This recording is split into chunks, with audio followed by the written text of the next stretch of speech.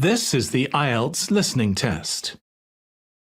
You will hear a number of different recordings and you will have to answer questions on what you hear. There will be time for you to read the instructions and questions, and you will have a chance to check your work. All the recordings will be played once only.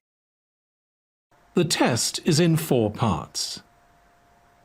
At the end of the test, you will be given 10 minutes to transfer your answers to the answer sheet. Now turn to Part 1.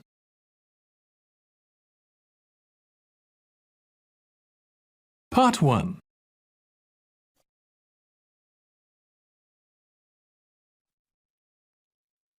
You will hear a woman being interviewed by a market researcher in a health club about her membership of the club.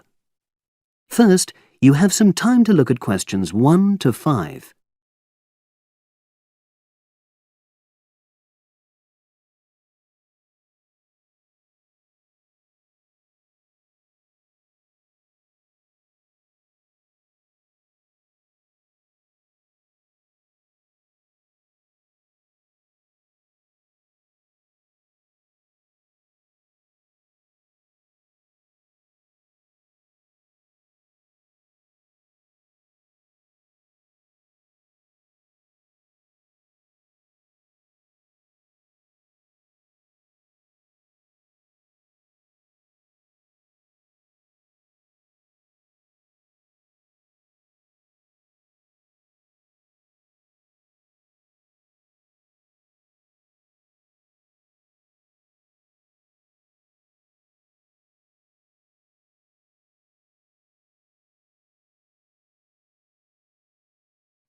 Now we shall begin.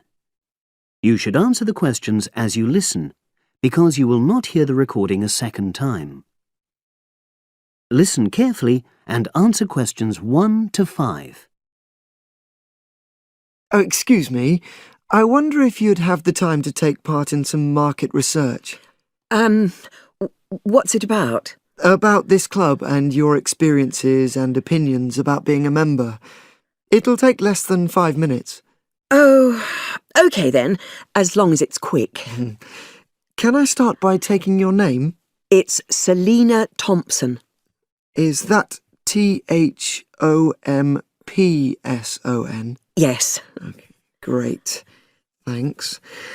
And what do you do for a living? Well, I'm an accountant, but I'm between jobs at the moment. I understand. But that's the job I'll put down on the form. And would you mind my asking which age group you fall into? Below 30, 31 to 50, and above? Over 50, I think we can safely say. Great, thanks. And which type of membership do you have? Sorry, I'm not sure what you mean. Do you mean how long? No, is it a single-person membership? Oh, right, no, it's a family membership. Thanks. And how long have you been a member? Ooh, let me see. I was certainly here 5 years ago, and it was probably 2 to 3 years more than that. Shall I put down 8? Oh, I remember now. It's 9, definitely. Sorry. No problem. I've got that. And the last question in this first part is, what brought you to the club? Sorry? How did you find out about the club? Do you see any ads? Well, I did actually, but I have to say I wasn't really attracted to the club because of that. It was through word of mouth. So you were recommended by a friend? Actually, my doctor. I'd been suffering from high blood pressure, and he said the club was very supportive of people with that condition, so I signed up. Great, thanks. Before you hear the rest of the conversation, you have some time to look at questions 6 to 10.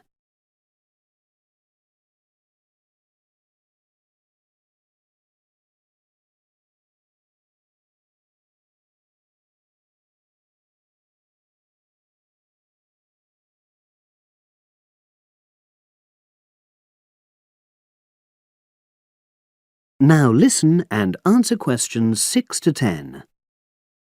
Now, for the second part of the form, I want to ask a bit more about your experience of the club.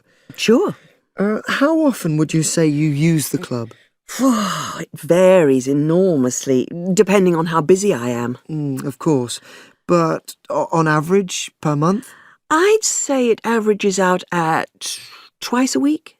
OK, so 8 on average. Yeah, and 4 of those are aqua aerobics classes. That leads me to the next question. Would you say the swimming pool is the facility you make most use of? Fair to say that, yep. Right, thanks. And are there any facilities you don't use? One area I realise I've never used is the tennis courts. And there's one simple reason for that. You don't play tennis? Actually, I'm not bad at it. Oh. It's that I'm not happy having to pay extra for that privilege. Oh, right. I've made a note of that. Thanks.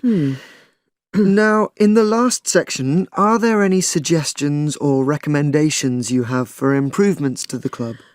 Only about health and fitness? Anything at all? Well, I'd like to see more social events. Oh. It isn't just a question of getting together for games or classes, but other things, you know. Yes, sure. And another thing that I was thinking, when I had my yoga class in the gym last night, we were all sweltering in the heat, was that I think they should put in, Air conditioning. That's exactly what I mean. The rooms are really light and well designed, but they do need proper installations. Sure. Well, I've made a note of that. Good. So, is there anything else you'd like to suggest? About quality of service, for example? Oh, everyone's very nice here. They couldn't be more friendly and helpful. Oh, but I tell you what, it's a shame the restaurant isn't open in the evening on Saturday, and Sunday as well, for that matter. Oh. So, the club should... Open it later on those days. OK. Well, thank you very much. That's all the questions I have. That is the end of part 1. You now have 1 minute to check your answers to part 1.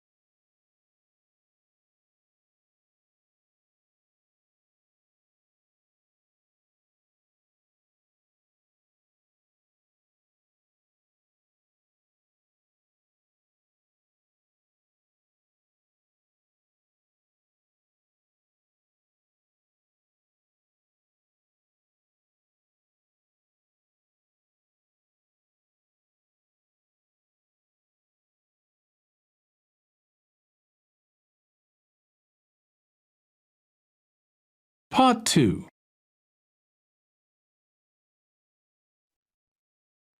You will hear a trainer giving a talk to people who want to learn outdoor survival skills. First, you have some time to look at questions 11 to 16.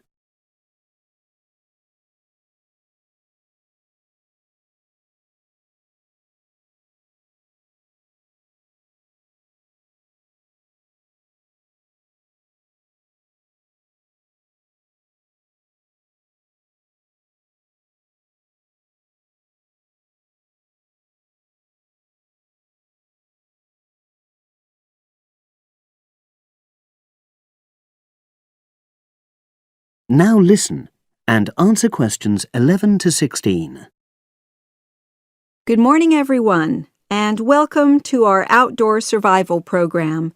As you know, this week you'll be learning some of the basic information and skills you need to look after yourself independently in the outdoors. These first 2 days will be based here in the classroom, and then we'll be taking a camping trip to put into practice some of the things you've learned.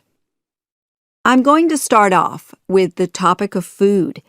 And to start with, I'll describe just 2 methods which we'll be putting into practice at our camp, and which make use of natural resources, the steam pit and the bamboo pot.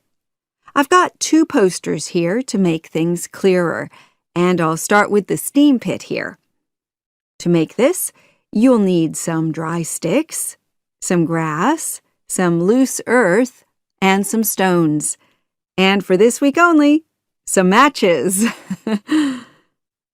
The first thing you do is to dig a shallow pit in the place you've chosen to do your cooking. Let's say about 25 centimeters deep and 30 centimeters wide. Your sticks have to be a bit wider than the pit because you have to put a line of them along the top from one end of the pit to the other. Before setting light to these, you take some large stones and arrange them on top. Then you start the fire and wait till the wooden platform burns through and the stones fall into the pit. At this point, brush away any pieces of hot ash from the stones. You can use a handful of grass and then take another stick and push it down into the center of the pit, between the stones. After that, you cover the whole pit with a thick layer of grass. And then you can put your food on it, wrapped in more pieces of grass, like parcels. Finally, cover the whole thing with earth. You have to pat it firmly to seal the pit. Then all you have to do is take the stick out and pour a bit of water into the opening that it leaves. It should take about 4 hours for your food to cook, as it cooks slowly in the steam that's created inside the pit. Now you have some time to look at questions 17 to 20.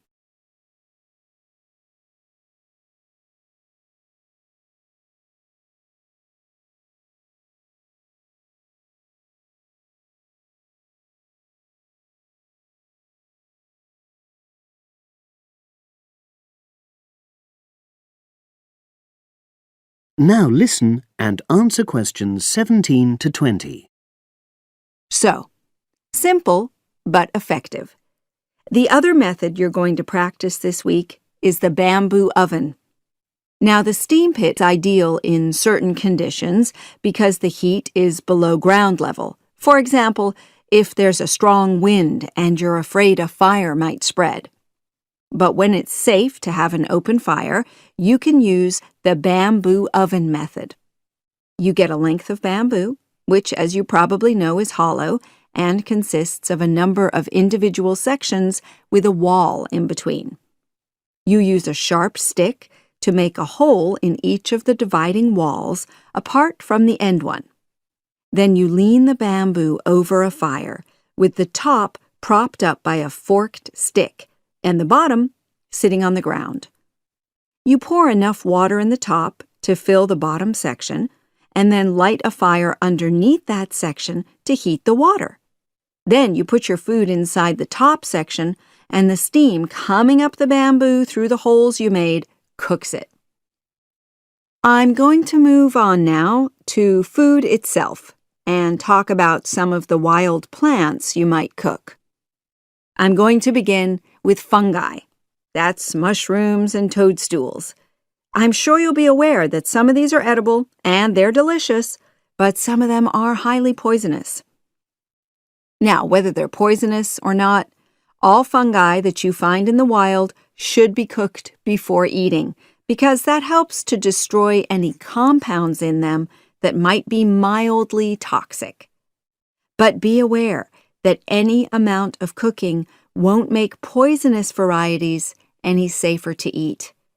Unless you can definitely identify a fungus, you should never eat it. It's not worth the risk. And you need to be really sure, because some fungi that are poisonous are very similar in appearance to certain edible varieties. They can easily be mistaken for each other. So, having said all that, fungi are delicious when they're freshly picked, and although they are only moderately nutritious, they do contain minerals which the body needs. I'll move on now to leafy plants, which are generally... That is the end of Part 2. You now have 30 seconds to check your answers to Part 2.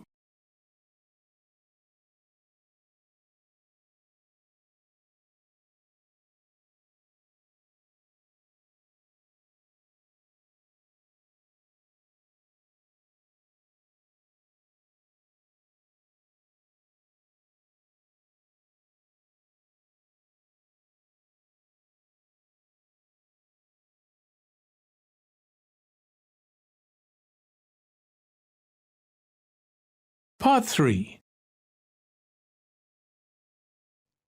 You will hear two students discussing a project they have to do as part of a literature course on great books. First, you have some time to look at questions 21 to 25.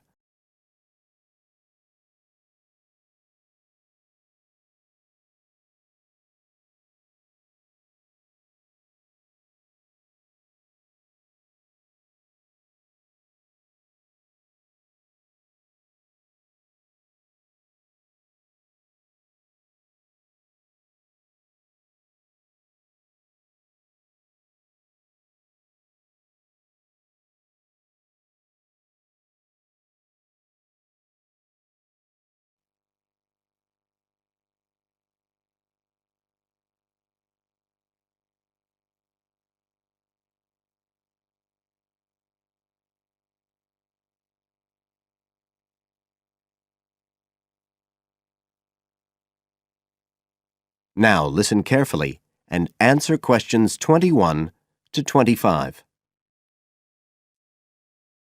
Hi, Joey. How are you doing? I heard you were sick. Oh, hi, Olivia. Yeah, I had a virus last week, and I missed a whole pile of lectures, like the first one on the great books in literature, where Dr. Castle gave us all the information about the semester project. I can give you copies of the handouts. I've got them right here. That's okay. I already collected the handouts, but I'm not very clear about all the details.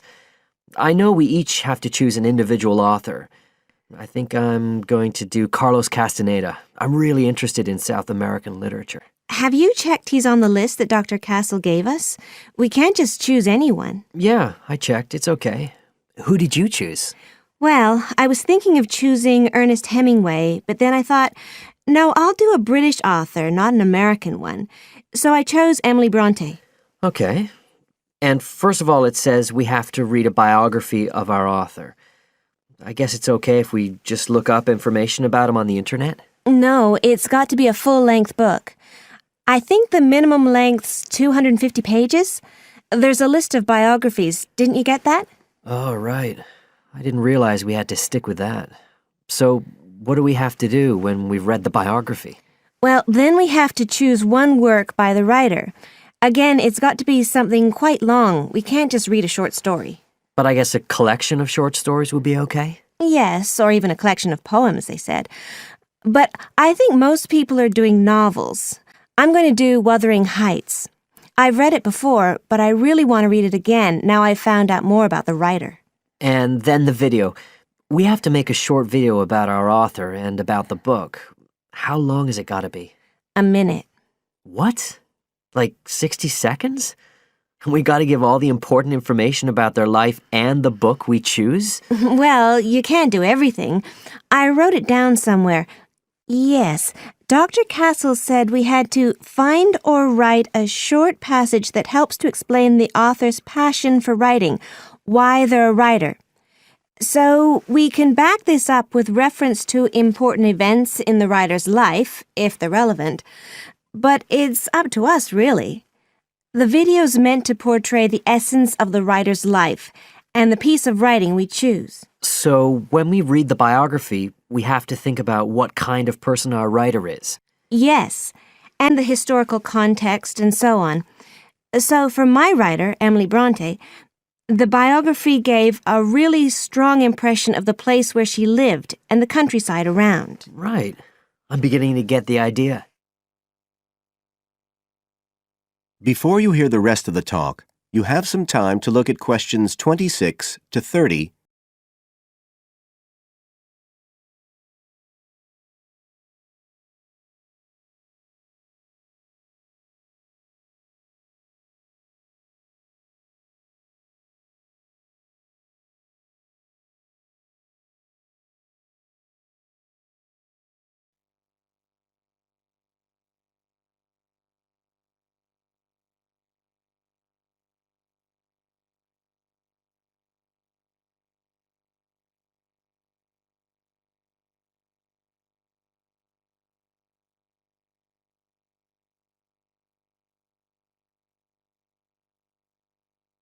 Now listen and answer questions 26 to 30. Can I check the other requirements with you? Sure. The handout said after we'd read the biography, we had to read the work we'd chosen by our author and choose a passage that's typical in some way, that typifies the author's interests and style. Yes, but at the same time, it has to relate to the biographical extract you choose. There's got to be some sort of theme linking them. Okay, I'm with you. And then you have to think about the video. So are we meant to dramatize the scene we choose? I guess we could, but there's not a lot of time for that. I think it's more how we can use things like sound effects to create the atmosphere, the feeling we want. And presumably visuals as well? Yeah, of course. I mean, I suppose that's the whole point of making a video. But whatever we use has to be historically in keeping with the author. We can use things like digital image processing to do it all. So we can use any computer software we want? Sure. And it's important that we use a range, not just one software program. That's actually one of the things we're assessed on. Okay. Oh, and something else that's apparently really important is to keep track of the materials we use and to acknowledge them. Including stuff we download off the internet, presumably? Yeah, so our video has to list all the material used with details of the source in a bibliography at the end. Okay. And you were talking about assessment of the project. Did they give us the criteria? I couldn't find anything on the handout. Sure. He gave us them in the lecture. Let's see, you get 25% just for getting all the components done. That's both sets of reading and the video. Then the second part is actually how successful we are at getting the essence of the work. They call that content, and that counts for 50%. Then the last 25% is on the video itself, the artistic and technical side. Great. Well, that sounds a lot of work, but a whole lot better than just handing in a paper. Thanks a lot, Olivia. You're welcome. That is the end of part 3. You now have 30 seconds to check your answers to part 3.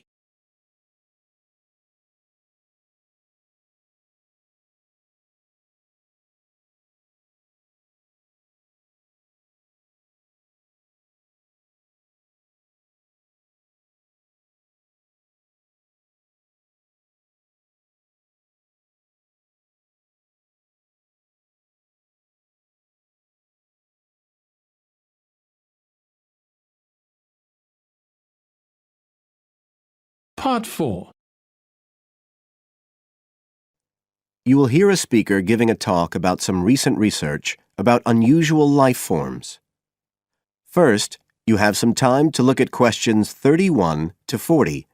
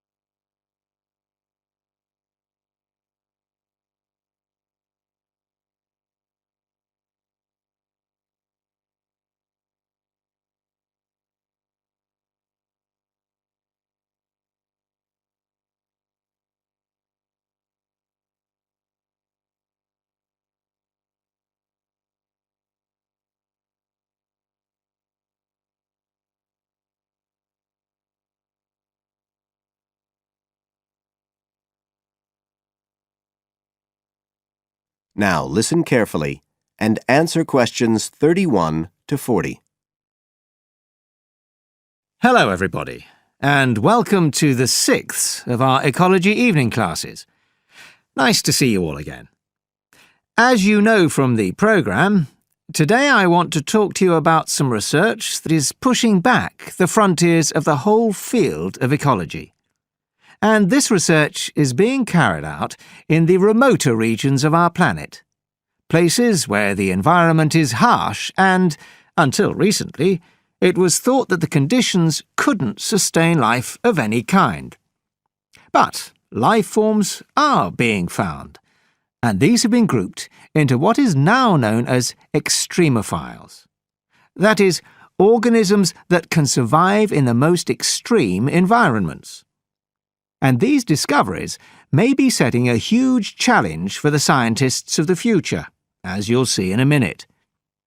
Now, the particular research I want to tell you about was carried out in Antarctica, one of the coldest and driest places on Earth.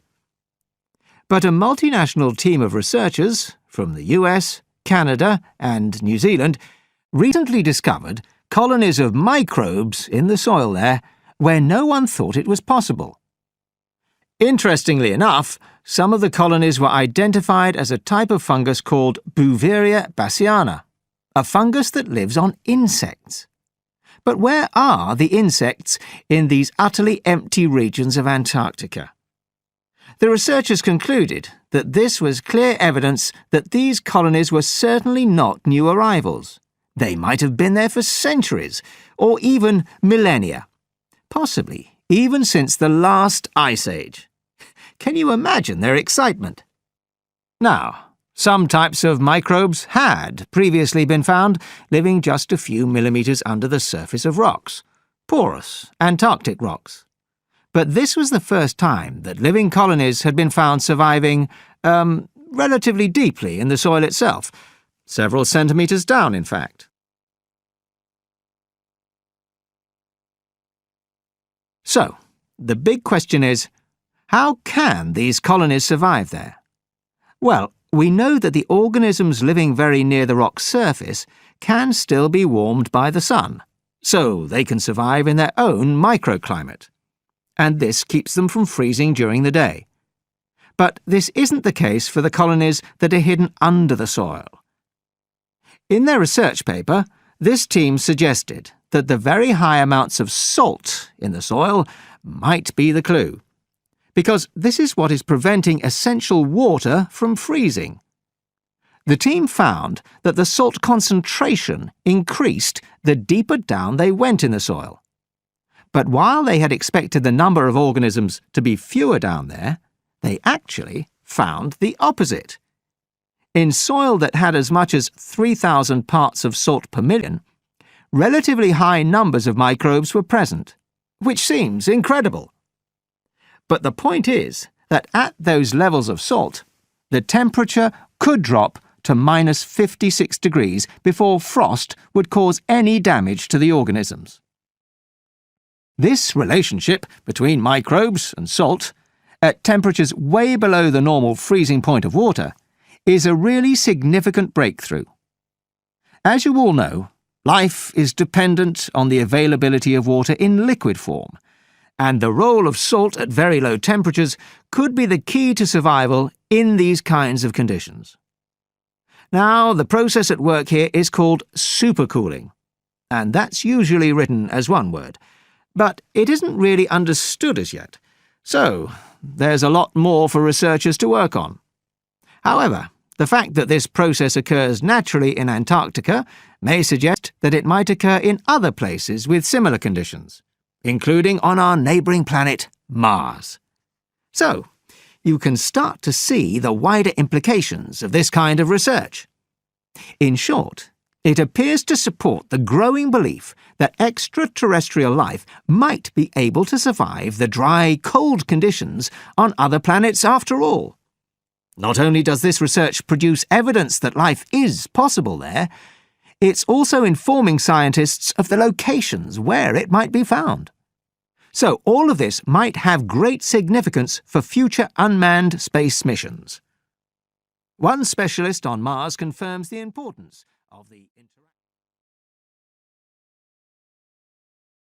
That is the end of Part 4. You now have 1 minute to check your answers to Part 4. That is the end of the listening test.